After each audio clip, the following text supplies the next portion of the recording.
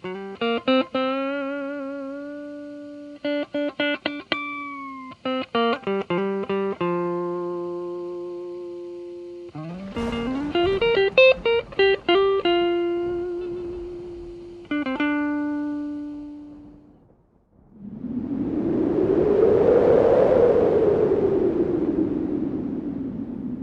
Biker, this happened in the fall of 2013. I can describe it more vividly in person. Their skin, their eyes, their bodies, and the strange details I noticed in the foreground and the background. Their skin definitely had unusual properties. I first saw them from my living room, through binoculars, through my window, standing there under a tree that was oddly covered with lichen. They were about 3 feet tall, and they just stood there. At first, there was just one, facing my direction toward the sun. I couldn't believe what I was seeing, and when I looked again, there were two of them, standing side by side. I was terrified. They blended into the background like they were camouflaged, almost like they were standing in another dimension. I watched them for quite a while, and suddenly they were gone, and then reappeared again and disappeared once more. Eventually, they stayed visible for nearly 2 hours, and every time I checked back, they were still there. I finally decided to take a shower, thinking maybe I was just imagining things, but when I came out, they were still there, facing the sun in my direction. I've wanted to tell someone, but I knew no one would understand. They were camouflaged, like reptiles. They had large, round eyes, 2 small holes for a nose, and a thin slit for a mouth. Their skin looked like scales that shifted color to match the background. After about 3.5 hours, I fell asleep, and when I woke up and looked again, they were still there. I told myself that no one would ever believe me, so I went back to sleep. The next time I woke up, they were gone. There's so much more that I could share, sensations I felt, even before I saw them. I believe that something is happening underground in this area. I can hear strange sounds coming from below. This experience won't leave my mind. It's absolutely driving me crazy. When I searched online, I found that others have reported seeing similar beings. Just for your information, this happened near Boeing Airfield in South Seattle. Signed, Jay.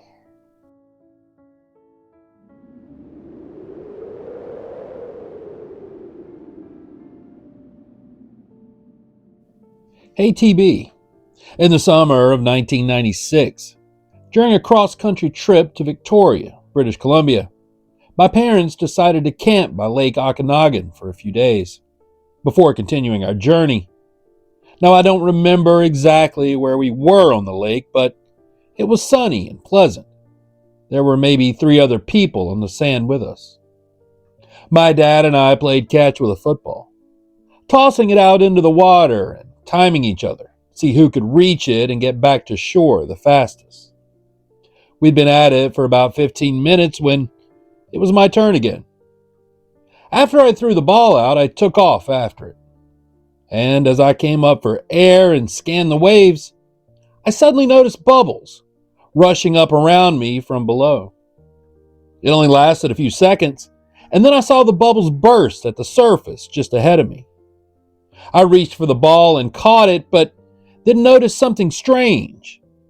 Instead of the usual greenish waves, a green, silvery lump broke the surface in front of me. Panic set in, and I nearly dropped the ball when that lump shifted in the waves and began moving in my direction. The bubbles returned, making it hard to swim, and somehow I managed to get back to shore. My stepmother asked if I was okay because I looked so shaken and out of breath. I'm not sure if that thing was Ogopogo, but whatever it was, it scared me pretty badly. And ever since that day, I've never looked at the freshwater lakes the same way. Signed, Uriah.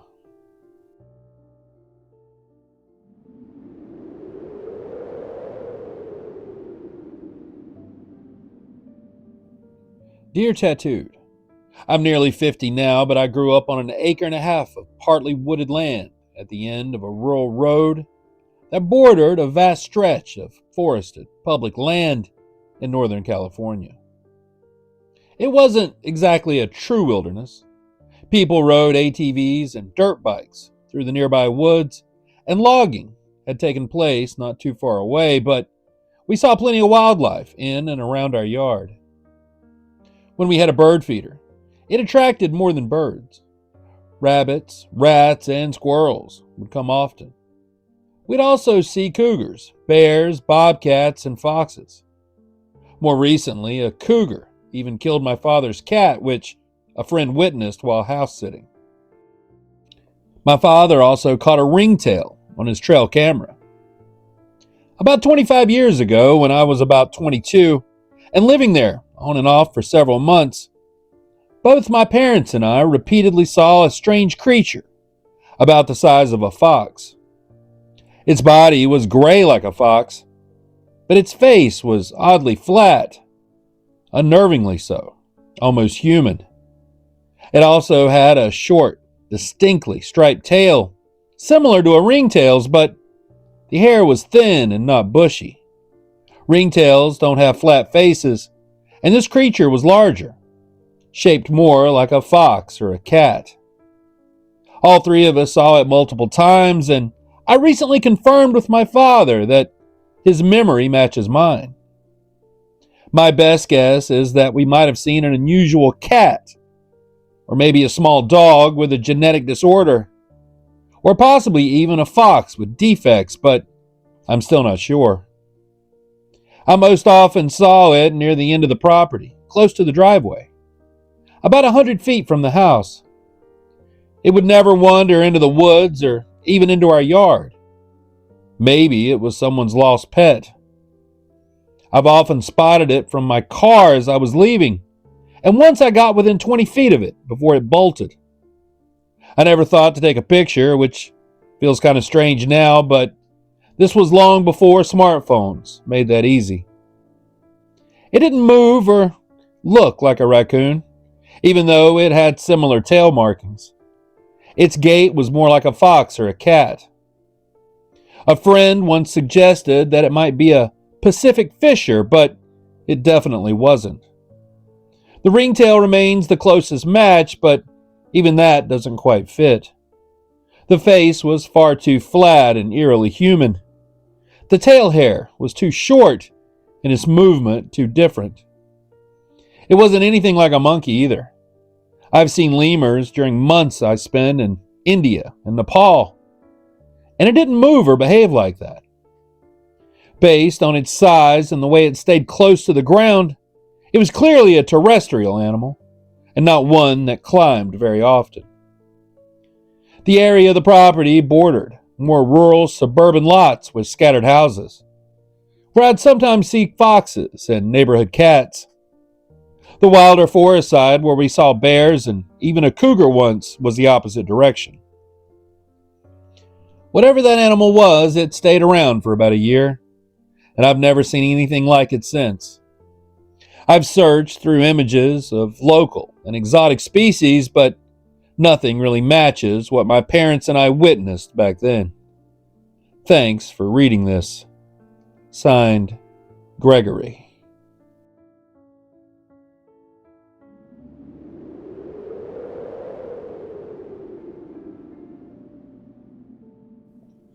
Dear Tattooed Biker, this is my story about the Beast of Bray Road. One I've shared before, but it still haunts me. Back in July of 2022, my husband and I went hiking in the Kettle Moraine State Forest. It was midday and a handful of other people were around. I want to clarify, I was completely sober, and so was my husband. We hiked far enough along the trail that we stopped seeing anyone. Most people seemed to linger closer to the parking lot. As we walked through an area with nearby crop fields and a farm visible in the distance, we started to spook ourselves with small things. A black and white striped snake, a lacy white cloth hanging from a tree, and a large pile of rocks surrounding a lone tree. Just for fun, I joked that if we saw 3 weird things, then we'd better turn back. Well, after passing that tree, I suggested heading back, but my husband wanted to hit the next mile marker on his watch since we were so close. So we just kept going, through the fields and into a patch of woods where we could still see the open ground through the trees. And that's when we spotted something huge. It had grayish-brown fur and was the size of a horse, but its head looked wrong. It was far away, yet it was running directly at us, cutting straight across the field. We turned and started walking fast, unsure if it was a massive dog or something else entirely. The way it moved was deeply unsettling. It ran on all fours, long-legged, gliding as if in slow motion. When we broke into a sprint, it matched our pace, running parallel to us without getting any closer. We didn't stop until we reached the parking lot, hearts pounding, gasping for air. Thankfully, it never appeared again. We warned everyone we passed to be careful, and I'm sure we freaked out a few people. Later on, when we told a friend what had happened, they said, "That sounds like the beast of Bray Road." We looked it up and were shaken by how close the descriptions were. Now to this day, we both feel unsettled whenever we think about that afternoon. That night, walking home from dinner in the dark, we took a wrong turn and ended up in a fenced area with a family of deer. The buck began advancing towards us, while the others stood behind him. We had to climb the fence to escape before he got too close. I like to think that nature was trying to warn us that day. Signed, Lauren.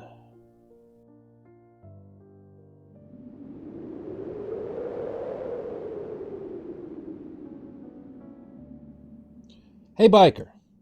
On October 7th, 2025, I was driving towards Stainton on the B1258 road in North Yorkshire when I spotted something extraordinary.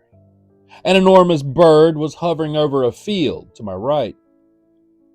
It was about 15 feet above the ground, and its shape wasn't like any bird of prey that I've ever seen.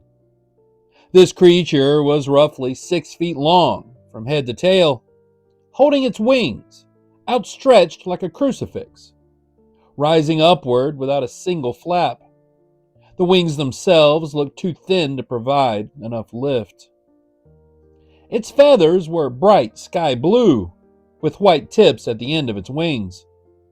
As it ascended above the treetops, it began circling, banking on its inside wing the way a hawk or a falcon might.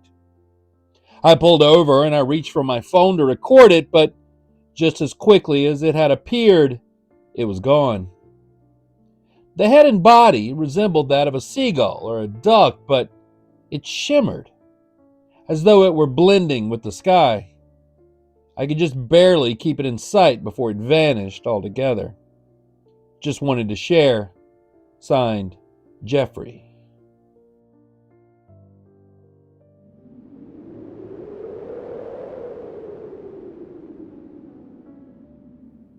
In the early morning hours of July 25th, 1972, railway worker Ted Davis was finishing the routine task of hooking air hoses between freight cars at the Norfolk and Western Railroad Depot in Defiance, Ohio.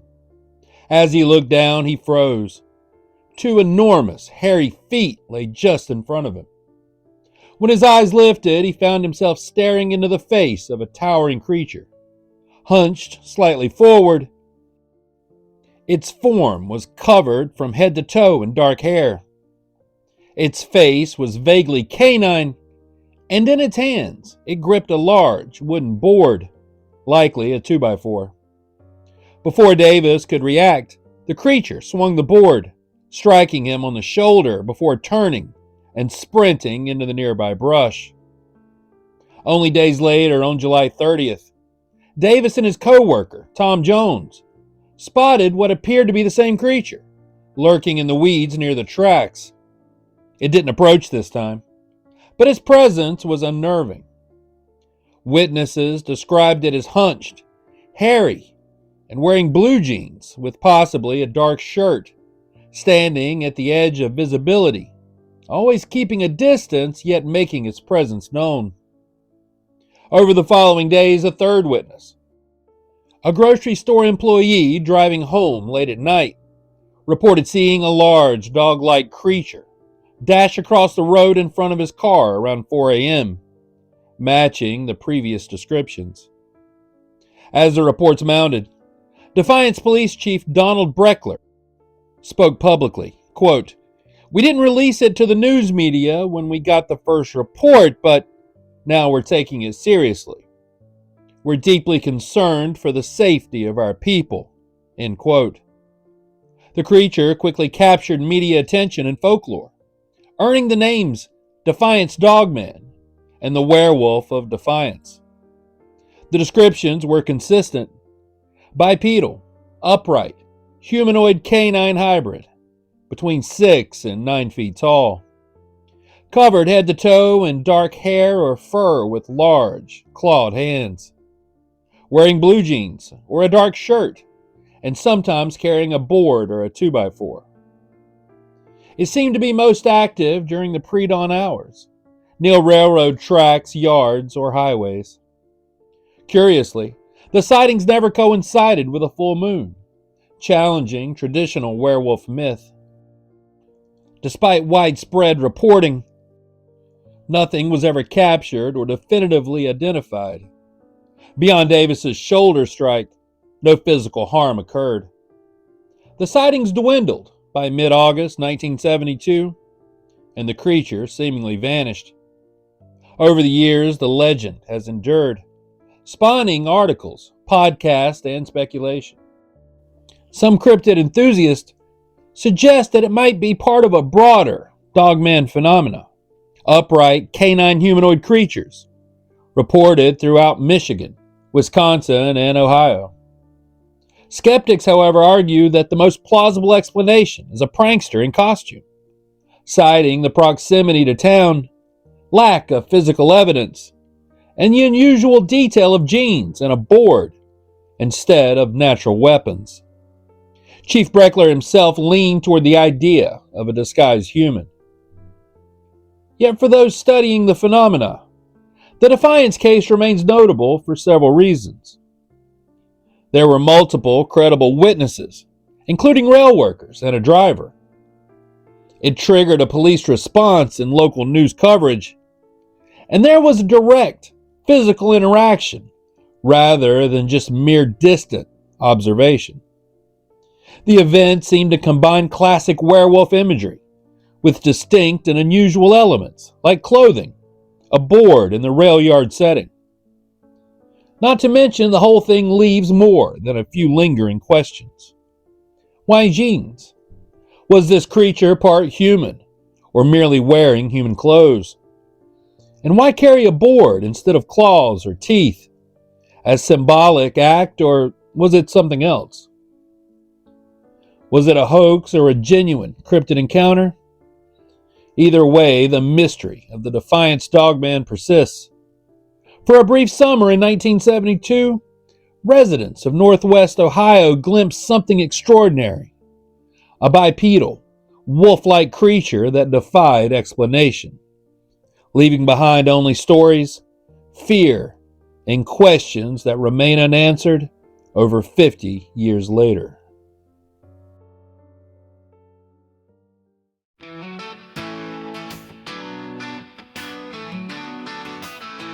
He's got scars on his arms, flames on his chest, rides a steel horse, won't ever rest. Chasing whispers through the foggy pines, searching for truths that slip through time. Moonlight bends where he rolls, the shadows speak. They've got souls, hidden shadows, leather and lore. He's knocking on the other world's door. Bigfoot's howl, Dogman's glare, men in black just vanishing there. Inky shadows, truth to find, paranormal trails in his mind.